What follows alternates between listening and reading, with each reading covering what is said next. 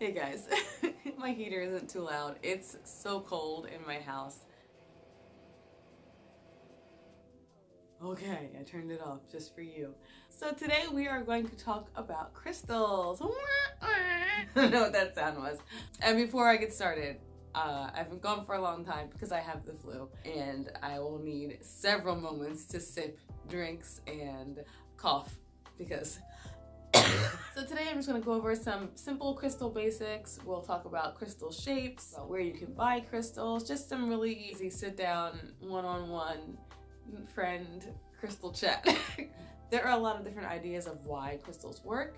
I've kind of combined all of the reasons or all the science behind why crystals work into one reason for using them for myself.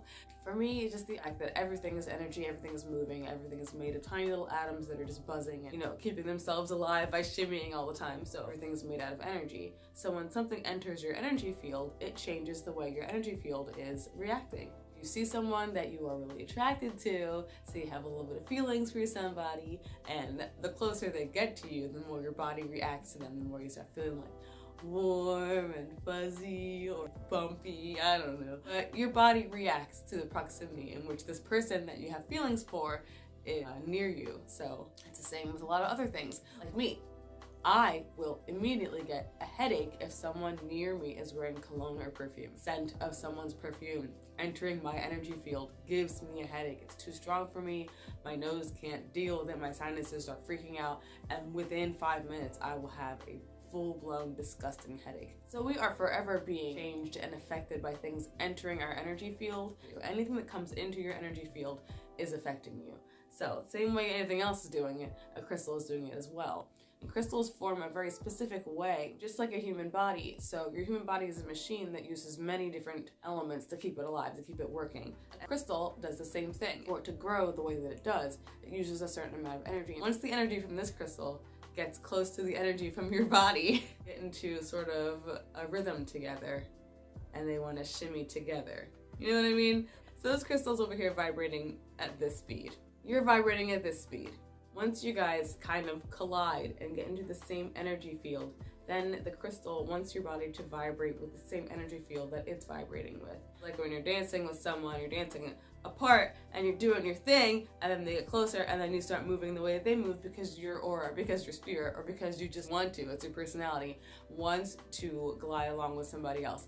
Another really good example of this is when someone's talking to you and they're upset. They're yelling, if their voice starts to rise, your voice starts to rise as well because you're feeding off of their energy and you're just starting to freak out because they're freaking out. And it's not as I have anything to do with you, it's just your energy fields clashing with each other and meeting and then dancing together. You know what I'm saying? Is that a good, I'm hoping, sometimes it's so hard to explain, but I think that's like the easiest way to explain it. So that's a simple explanation of how crystals work, why people use them. It's very similar because they want whatever energy that crystal is emitting to become a part of the energy that they are also emitting. So if you're someone who's going through a lot of crap, and you're very stressed out and you want something that's going to soothe you and calm you down, then you'll find crystals that are very soothing and calming because their energy is vibrating at a very soothing and calming frequency for you. And then bringing that frequency into your energy zone is going to assist with calming you down. Disclaimer. Crystals are not going to fix your life or fix your health or fix anything. Just like any magical tool, they are here to help. They're here to assist with your work. You always have to be the one doing the work, and then you bring in some tools to help you do some work. Of course, you can bang your fist on a nail all day, and at some point that nail's gonna go into the wall. But use a tool to make it a lot easier. Crystals are like hammers in that way. So when people use crystals for healing, they are using these energies to heal a place in their aura or in their energy that is ill, that is broken, that needs some fixing. So back to the vibrating. Think of your body as, I'm trying to think of something that vibrates aside from a freaking vibrator and I can't. Okay, let's do this. All right, Good. I'm glad this is the crystal I chose after talking about a vibrator. Your body is over here we're doing this again. Your body's over here vibrating at a certain level. Like there's a hole in it. Oh God, I'm just going there. Let's make a hole that's not it. Oh, that's even worse, right? So you're over here vibrating You know, your hand looks huge, but you're vibrating, but there's like a little tear in your energy field because someone hurt your feelings that day and it sucked. And even though you were feeling wonderful, you're dressed really cute, you feel confident, you look good, your fade is tight. I don't know. Your fade is tight. I don't know. You look really good. You know what I'm saying? You're wearing something that you feel really confident in and you're having a great day. Someone comes in and messes up a little bit of your spirit that day, and that sucks. So you're vibrating pretty high still, but you got a little tear in you. So you want to just go ahead and work with some crystals. Crystals vibrating over here. You want to have that crystal energy field, wants to get into this energy field and just fix that tear. It's like liquid going into a puddle. If there's a hole there, something is going to fill it. So instead of like hanging out with more toxic people or making your situation worse, you're going to fill that hole with something beautiful, something that's going to heal you and help you. Fill it with something that's going to build you up instead of making you fall down deeper into that hole that one person who decided they wanted to ruin your day put you in. So people use crystals to fill holes, tears, or places that are missing in your energy field. A lot of times during crystal healing, they'll have you lay on a massage table and the practitioner will feel areas in your aura to see where the tears are. And this is something also that can be just very scientific. You're someone that takes care of a family and you carry a large burden. The burden usually is carried on your back. I'm also a massage therapist. This is why I always think of everything scientifically as well as energetically. I usually carry stress in two different places. If you are a parent, if you're someone who's taking care of a large family, then usually your stress lands here on your shoulders. I'm not trying to make anyone feel bad, I'm just saying this is where that stress usually ends up. If you're someone that takes care of a lot of things at work, say you're the boss of a lot of people, then your stress usually ends up right here, lower back. You'll use crystals in those areas to heal those areas in your life. So not only is the crystal like massaging you energetically in that area, it's also filling those holes where you are maybe doing too much, you're not delegating enough, you're not asking for help, and you're not relieving yourself after having a ridiculous amount of stress during a day. You can't just keep going. You have to fill those empty spaces in your energy with something positive. Otherwise, the holes will get bigger and bigger, it'll swallow you up, and you have an emotional breakdown. You know. So I'm not saying that crystals are the thing you have to use to fill those holes. I'm saying that this is something that can help you to replenish your energetic body after depleting it with stress. Aside from laying down and having crystals placed on your body, which you can totally do by yourself, another way to use crystals is to carry them with you during the day, depending on what you're using them for. You're using crystals for money, you're trying to bring in some money, put them in your wallet, put them in your purse, treat them well in there, don't just throw them in so they can bop around with your lipstick or your mace or your dagger or whatever you have in your bag, your satchel, your backpack. Put them in a cloth, wrap them with some herbs, put it there with purpose. Put it in your wallet with purpose. Let it know this is what you're doing for me. You can program crystals. That's why the number one crystal that I say that everyone should have, if you don't have anything else, is a clear quartz. Clear quartz is literally just a clear crystal. It looks like this. You can get really huge ones, you can get really tiny ones. This is just a large one, raw piece of clear quartz, and I will get into the shapes and raw versus tumbled and everything a little bit later. Clear quartz, like a white candle, can be used for any purpose. You can program whatever you want into that crystal. Putting some clear quartz in your business, programming that crystal to draw in money is a very easy thing to do. It's something that you don't have to have tools for. Meditate on what you want the crystal to do. Give it a full intention. Do your visualization. Get the entire idea of what you want this crystal to do in your mind, transfer that into the crystal, and then place it in the place. Place it in the place, place it in the place. Place it where it's going to be doing that work. If you have a business at home, if you work from home, and you are trying to draw some business into your home, then I would put some crystals around your workspace wherever you're working. Whatever feels good to you, placing crystals around your home for whatever purpose is a very, very useful tool. If you're meditating on something and you're going to be sitting and having a moment just to be in that zone, you can use 3 crystals, 1 front, 2 at the sides of you, and then you're gridded in that crystal grid, and those energies are flowing around you while you're meditating. You can also grid items. Say you have a necklace that you want to use for protection, you can put that in the middle of the table and there's crystals around it. Grid those in, and the item be filled with the energy of those protective crystals, imbuing that item with energy. You can do it that way as well. You can also use crystals with a candle and place them around the candle, sort of gridding that candle with the energy. It'll enhance whatever energy you're doing. I like to use crystals on my altar as well when I'm doing spell work, because I'm using crystals that pertain to that spell work, and they're going to enhance the energy, make it stronger, put a little bit more effort into what I'm doing. Another reference that I wanted to bring up is the Crystal Bible. My copy is old and disgusting and it has pages ripped out because I've used it for a million things. But this is a very easy book to find. It's a very simple book. It just gives you a load of crystals and what you can use them for. It also talks about crystal shapes, crystal gridding. It has a lot of information. There are loads and loads and loads of books on crystals that I recommend. I'll pop some over here. I don't know what that accent was. I'll pop some over here. Oh, before we talk about shapes, I'm going to talk about raw versus tumbled crystals. So I do have a great deal of raw and tumbled crystals. This is an example of a raw crystal. This is a raw piece of desert rose selenite. This is something that is found just like this. Either like this or sometimes it's smaller, they're broken up into little pieces. But this is how it looks. This wasn't tampered with, this wasn't changed, it wasn't dyed. This is how it looks in the wild. This is a piece of calcite and this is how this one looks raw as well. When it comes to raw versus tumbled crystals, there really isn't a difference energetically. Some people will tell you differently. They'll say, well, no, the raw ones are more pure. The tumbled crystal is tampered with by man, so it has that man's energy on it. That's up to you. It depends on how you feel. If you're in a store and you see something beautiful raw and you see something beautiful it's tumbled, don't feel like you need to get the raw over the tumbled because it's like more legit. You know what I mean? I've heard that so many times. So a really good example of why you'd use raw versus tumbled or vice versa is if you're working with something in a meditative state and you want to be gridded in, when it's raw, sometimes you get some natural formations and points that can assist with bringing your energy up into the universe. Like the celestite has a bunch of little points on it, so it's already focusing its energy up. As you see on the bottom, there are no points. It is just some nice stone there. So this is already doing something for you by bringing the points up, having a raw crystal like this. However, tumbled celestite is just as gorgeous.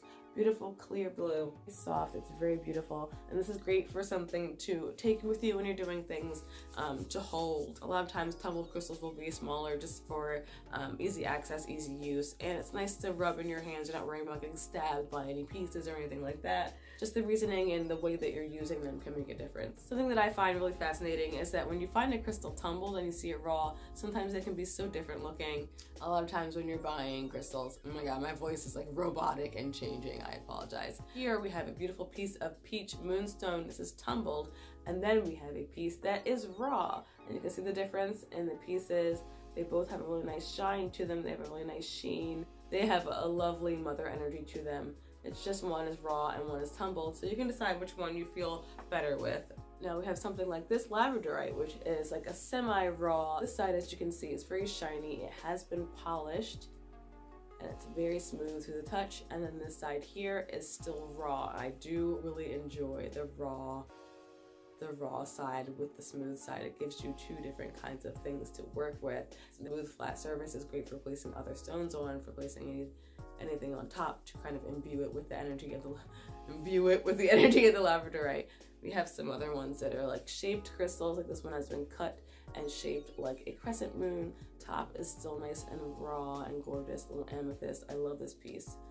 Another thing to watch out for if you're someone that doesn't like things to be tampered with by man is heat treated crystals. A lot of crystals are heat treated. Most amethysts that you see, most citrine are heat treated. They are just loads and loads of heat on them to make the color more bold. So if you see a citrine and it's like super yellow, it's definitely heat treated. Like I said, most amethysts and citrine are heat treated.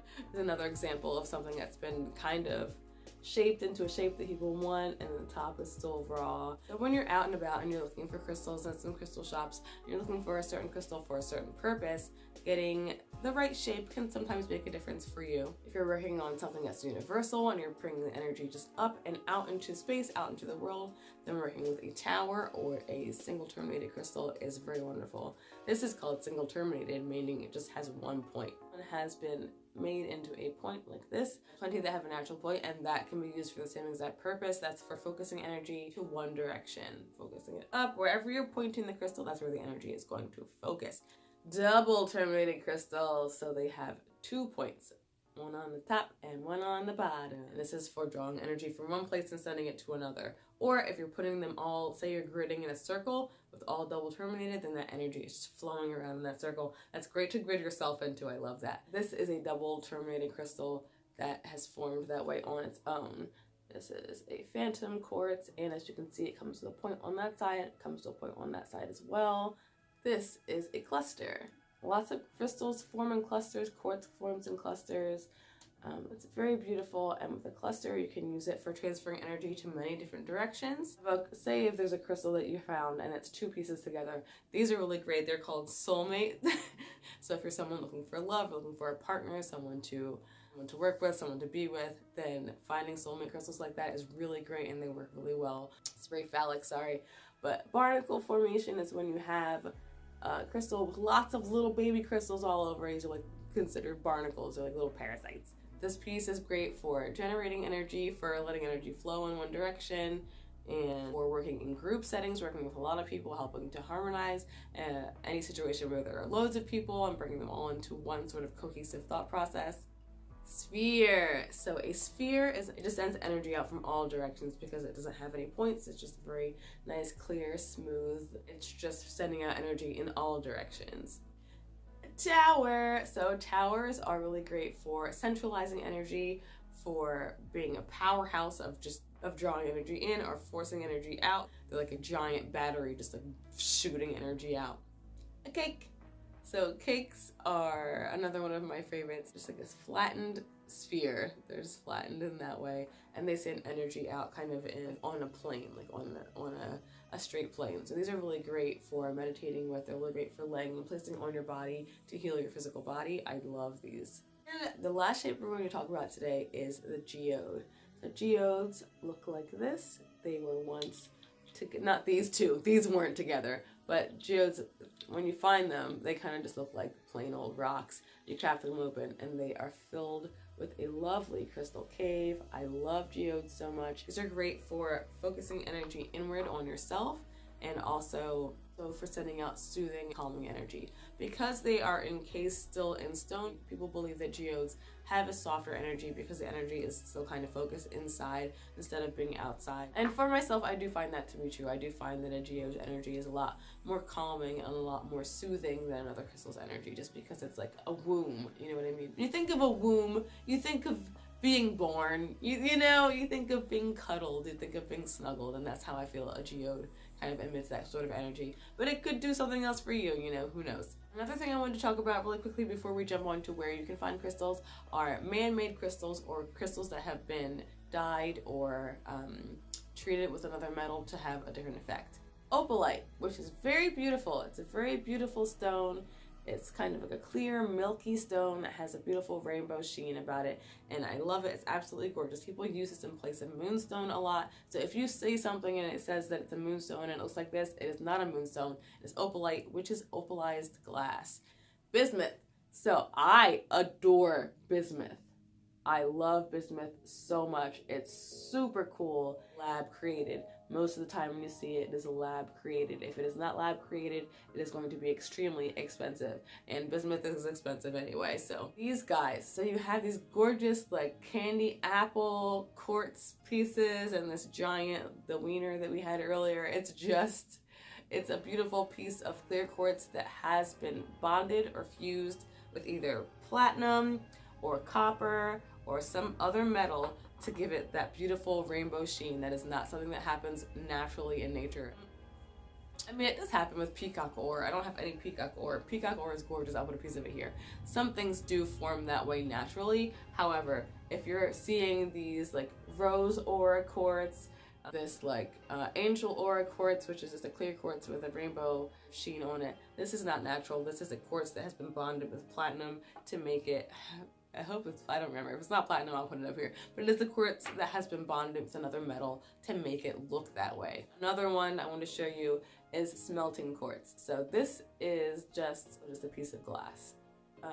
Okay, so where can you find crystals? People ask me this question so much, and it's very easy to answer. You can go ahead and go in your Google box and see if there's a crystal shop near you, a spiritual shop near you, or a metaphysical shop near you. There is, they will probably have crystals. Crystals are very popular. I would look for a magical or spiritual shop near you. It is worth the trip if it's far. It's worth the trip to go and see a crystal in person and to feel it and to see how their energy vibes with you. If you do not have any crystal shops in your area, then buying online is possible, and it's something that I do sometimes. It's really not a big deal as long as you trust the person that you're buying them from. I prefer to buy crystals. If I'm buying them online, I buy them from Etsy, where there is a person selling it and not just some kind of company shipping out and shelling out crystals that have been mined by 5-year-olds in another country. So I like to go to Etsy and see if there are people that I feel like I can trust, have a conversation with, and then buy from them there. There are also some great people on Instagram. I will list a couple of shops here that I do buy crystals from. Sometimes people will sell them directly on Instagram. They will just have like an Instagram live, like Amaris Land has Instagram lives where she will show you what crystals she's selling, and then you can bid on it right there, right in Instagram, right in whatever. Buying crystals on eBay is difficult. Be careful. There are loads of piranha on eBay who are just creating crystals in labs and just shipping them out. They're not naturally formed. They're putting the minerals together and creating them, shipping them out. Some of them break apart when you get them. You don't know where they're coming from. Like I said, sometimes crystals are mined literally by children who are not being paid to do so, and it's really kind of a scary thing. So be very careful about buying crystals on eBay, because a lot of the time they are what they say they are. There are people that are selling these beautiful, giant, crazy green phantom quartz, and they look gorgeous. They are very much a treated crystal that has been made in a lab. So just be careful just be careful. There are also these great things where people will have a dig in an area. I don't know where that happens, but I'm going to find out, where you can pay a certain amount of money and then they'll let you into this area outside in the wild, in the human nature world, and you can dig for crystals in that area. And it's usually an area that it's rich with crystals, not just like outside in your backyard. If you can find some crystal mining in your area, then do it, and then let me know, because I will fly there to do that with you. That would be so much fun. That's another thing. You can find quartz everywhere. Quartz is everywhere. It's not always clear. Sometimes it's like milky looking and white, but you can find quartz almost anywhere. Yeah, that's all I'm going to talk about today. I need to get a cup of tea. I hope you guys have a beautiful, wonderful day. Sorry I haven't gone so long. We are going to be doing a self-care video next. Magical self-care. Right. Have a beautiful day. I'll talk to you guys later. Bye. I don't know what I'm doing.